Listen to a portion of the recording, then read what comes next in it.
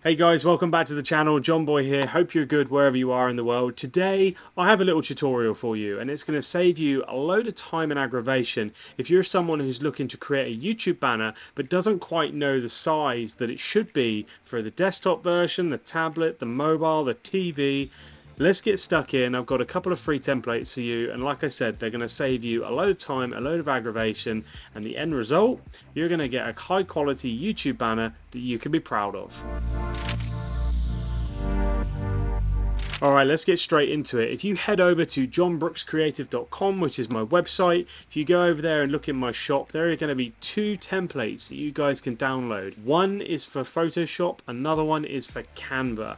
They are both different. The Photoshop one is a .psd file, which is specifically for Photoshop. The other one is a PNG file, which is just a picture file which you can drag into Canva and use instead of Photoshop, because some of you may not have Photoshop installed on your computer. So without further ado, let's get stuck into the Photoshop one, and then I will show you the Canva one straight after. So what you want to do is open that file up in Photoshop, and you'll have something that looks like this, and you've got all of the graphic safe areas here.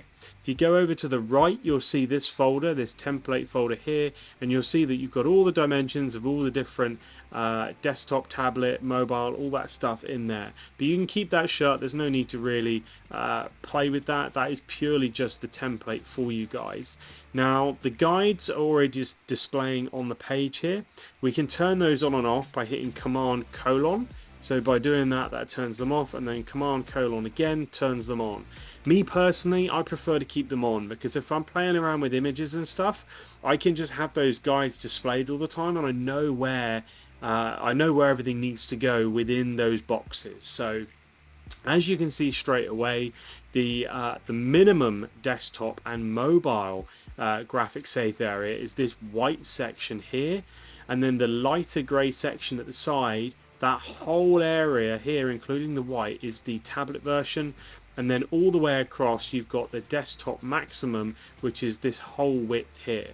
Now these guides are especially important if you're going to start adding text and graphics to your banners. So if you want it to appear on mobile and you want to say like your name, so it could be like John Brooks and then filmmaking and photography tutorials, then that needs to be within the minimum spec area that I've got here. If it isn't, obviously when it goes on a mobile, it's going to be half cut off and just isn't going to look very professional. So what we're going to do now is drag an image into Photoshop, and I'm going to show you how those guides line up over a picture. So I've got an image here. I'm just going to drag in, and it's going to create a layer for me. And you can see there that if I just go up here, click off that image, you can see there straight away that the image is already scaled to this size.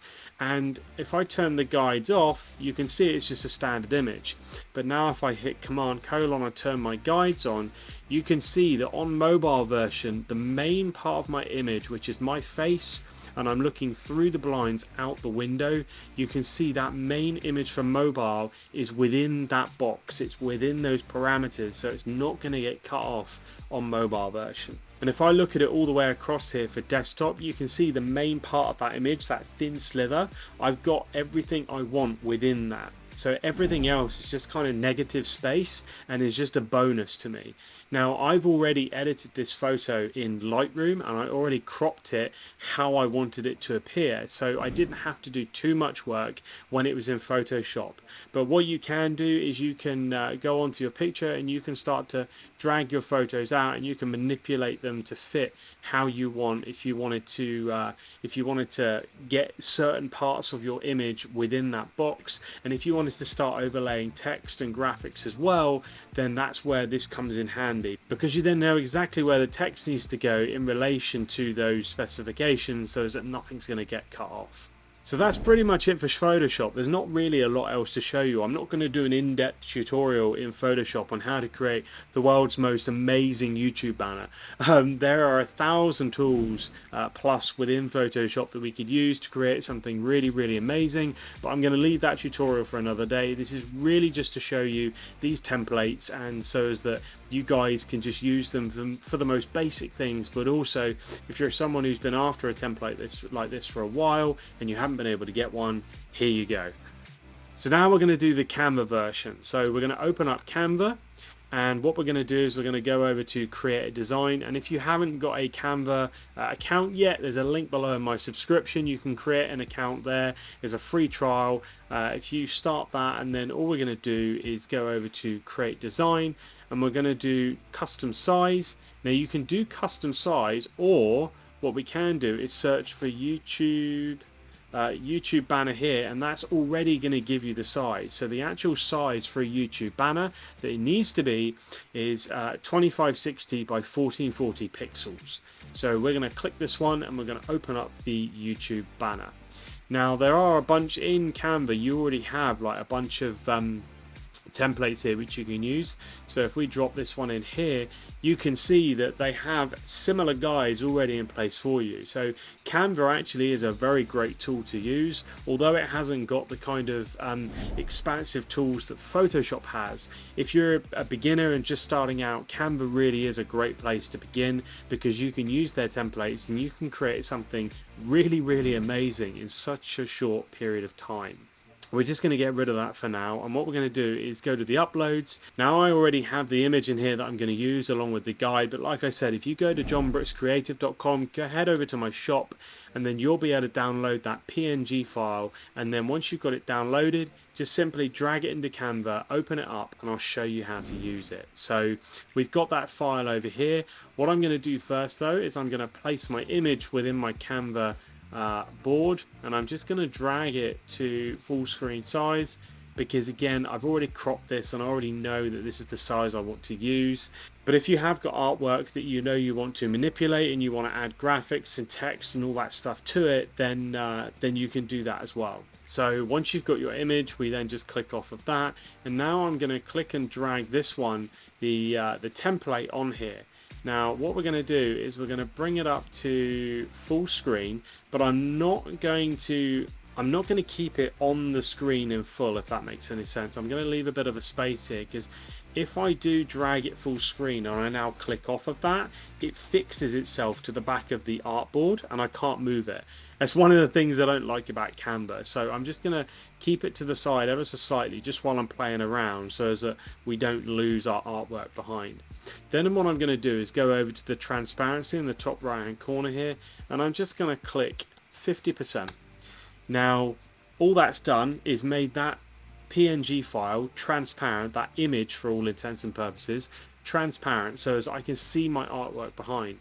Now all I'm going to do is drag that template over the top ever so slightly. I can now see where my guides are over my image, and if I start adding text and things in there, I'm going to be able to make sure that they're again within the boxes, and make sure I'm not going to have anything cut off when I upload it to YouTube. So just as an example, let's just drag that off for a minute.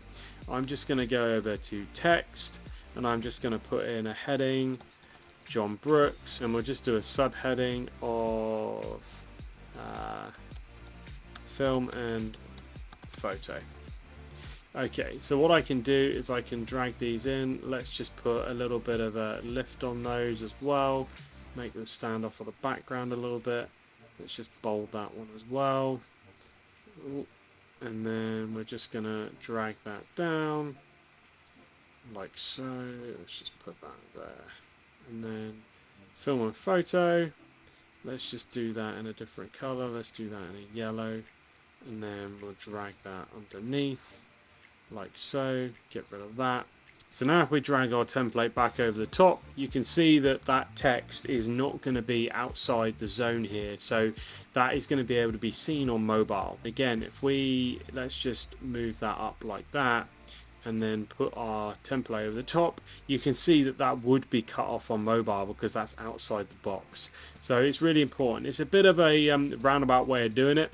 It's a little bit awkward to keep. It's not awkward, it's just a pain to keep dragging it on and off. Like, I prefer personally to work in Photoshop, and I prefer the guides. It's a faster workflow for me. But if you're someone who hasn't got Photoshop, hasn't got the Adobe suite, and you want something to completely free of charge. You can sign up for a Canva account. Like I said, there's a link in the description below, and this is a really quick way to just utilize the guides that I've given you so as that you can still kind of get the same effect that you would with Photoshop, but it is a lot faster to use, obviously, Canva. And that's it. Once you're done, you just simply delete that template off of there, you download that file and then upload it to YouTube, and you have your artwork created for you, and you know that any text or any graphics you have or whatever image you've scaled is going to be within those zones, and it's not going to get cut off when you have mobile or desktop or tablet version displayed. So that's it for this video, guys. I hope that tutorial was helpful. Like I say, head over to my website and download those templates. Link is in the description below, and I hope they help you to create a YouTube banner, some YouTube artwork, and save you a lot of time as well. Like I said, when I started out, I was always hunting around for something like this. It was never available to me. So I'm going to keep these in my shop. They're free to download, so whenever you want them, just head over there, download them, and then get creating. If you like this video, please drop a like below. It really helps me out. Subscribe if you aren't already, and hit the bell so you get notified when I post new videos. Until the next time, guys, take it easy, and I will see you on the next video.